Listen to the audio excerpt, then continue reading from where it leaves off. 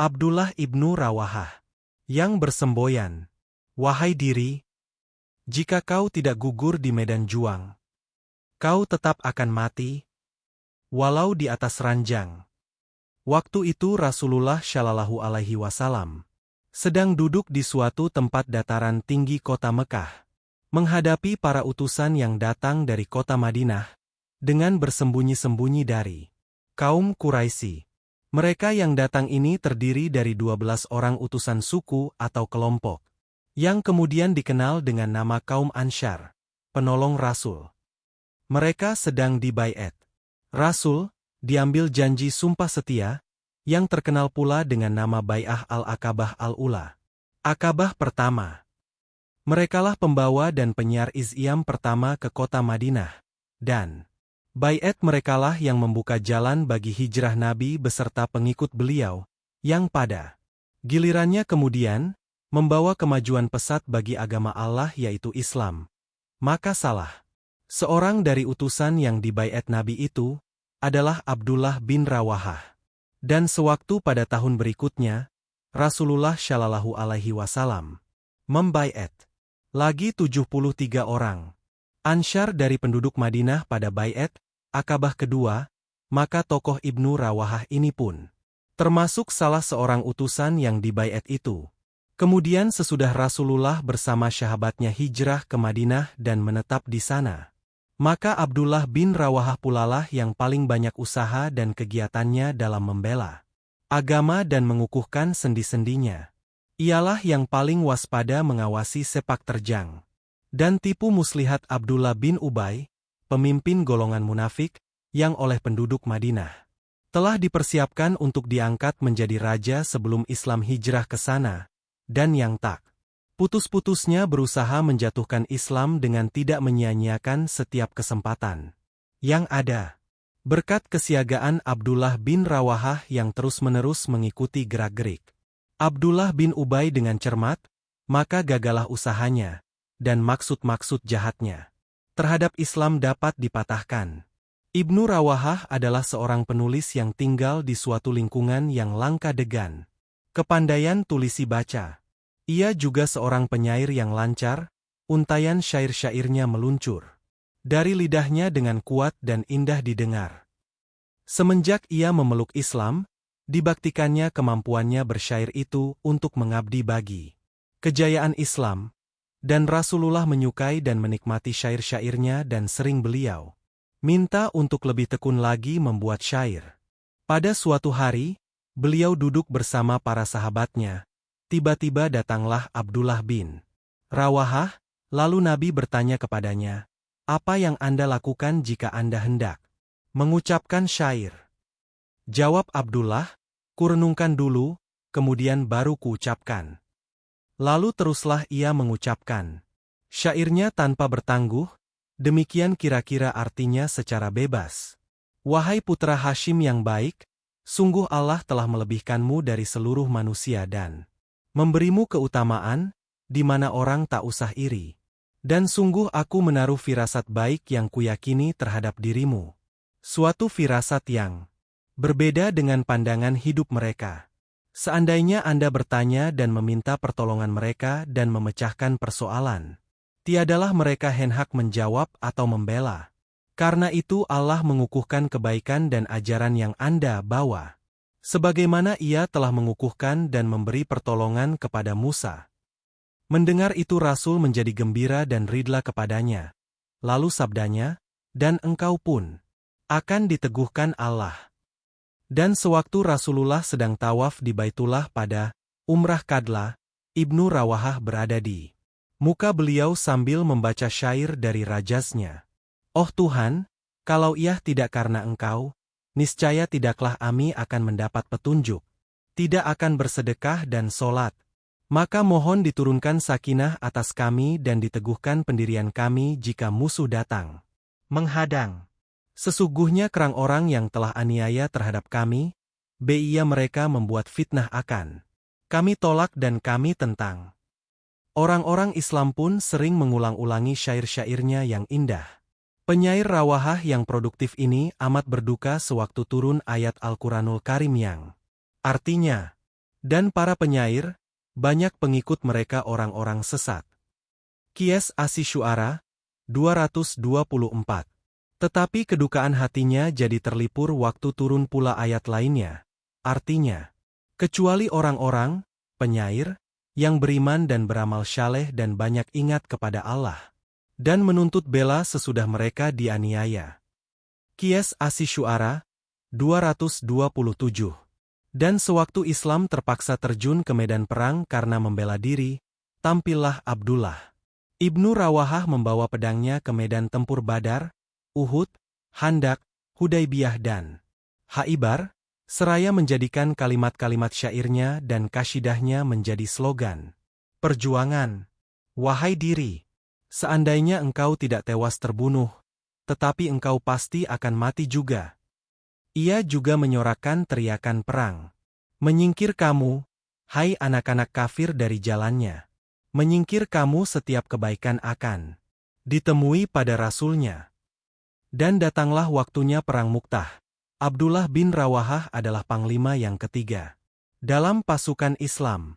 Ibnu Rawahah berdiri dalam keadaan siap bersama pasukan Islam yang berangkat. Meninggalkan kota Madinah, ia tegak sejenak lalu berkata, mengucapkan syairnya, yang kupinta kepada Allah yang Maha Rahman, keampunan dan kemenangan di medan perang. Dan setiap ayunan pedangku memberi ketentuan. Bertekuk lututnya angkatan perang setan. Akhirnya aku tersungkur memenuhi harapan. Mati syahid di medan perang. Benar, itulah cita-citanya kemenangan dan hilang terbilang.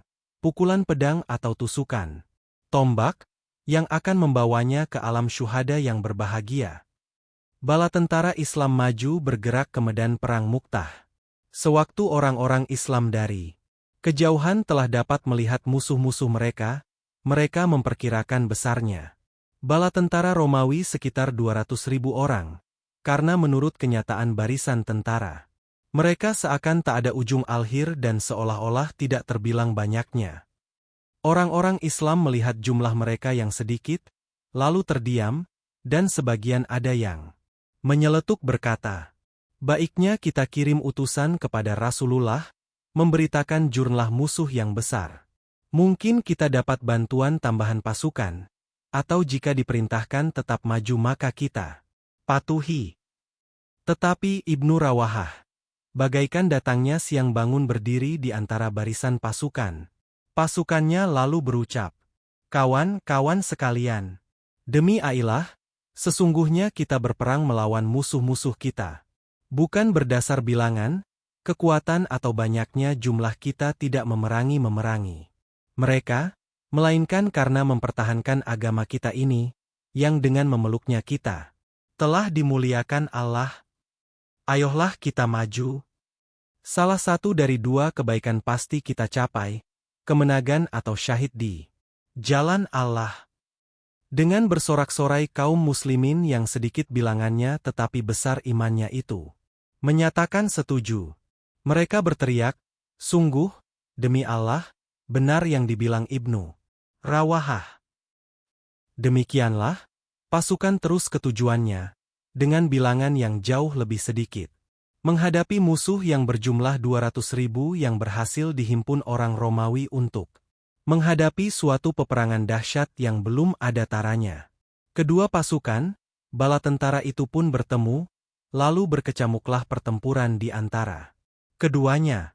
Pemimpin yang pertama Zaid bin Haritsah gugur sebagai syahid yang mulia, disusul oleh pemimpin yang kedua Ja'far bin Abi Thalib, hingga ia memperoleh syahidnya pula dengan penuh kesabaran, dan menyus pula sesudah itu pemimpin yang ketiga ini, Abdullah bin Rawahah.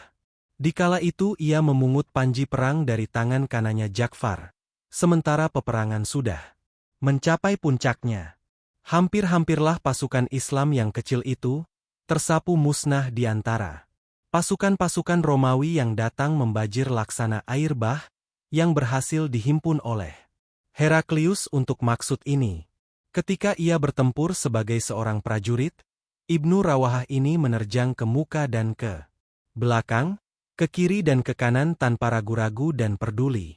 Sekarang setelah menjadi panglima, Seluruh pasukan yang akan dimintai tanggung jawabnya atas hidup mati pasukannya.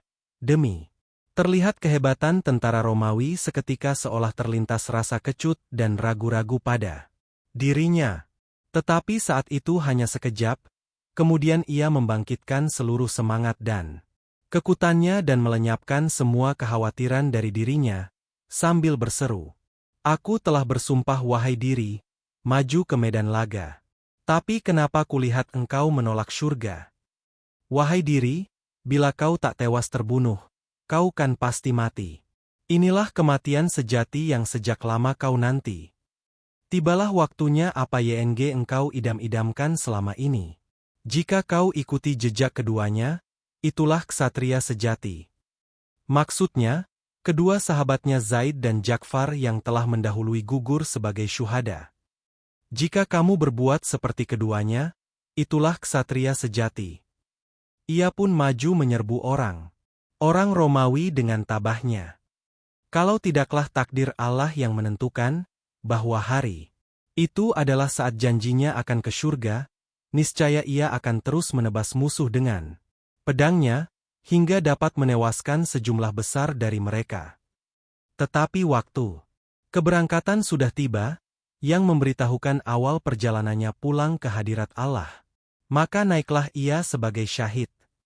Jasadnya jatuh terkapar, tapi rohnya yang suci dan perwira naik menghadap Zat yang Maha Pengasih lagi Maha Tinggi, dan tercapailah puncak idamannya. Hingga dikatakan, yaitu bila mereka meliwati mayatku. Wahai prajurit perang yang dipimpin Allah, dan benar ia telah terpimpin. Benar engkau, ya Ibnu Rawahah. Anda adalah seorang prajurit yang telah dipimpin oleh Allah. Selagi pertempuran sengit sedang berkecamuk di bumi Balka, di Syam, Rasulullah Shallallahu Alaihi Wasallam sedang duduk beserta para sahabat di Madinah sambil mempercakapkan mereka. Tiba-tiba percakapan yang berjalan dengan tenang tenteram, Nabi Liem, kedua.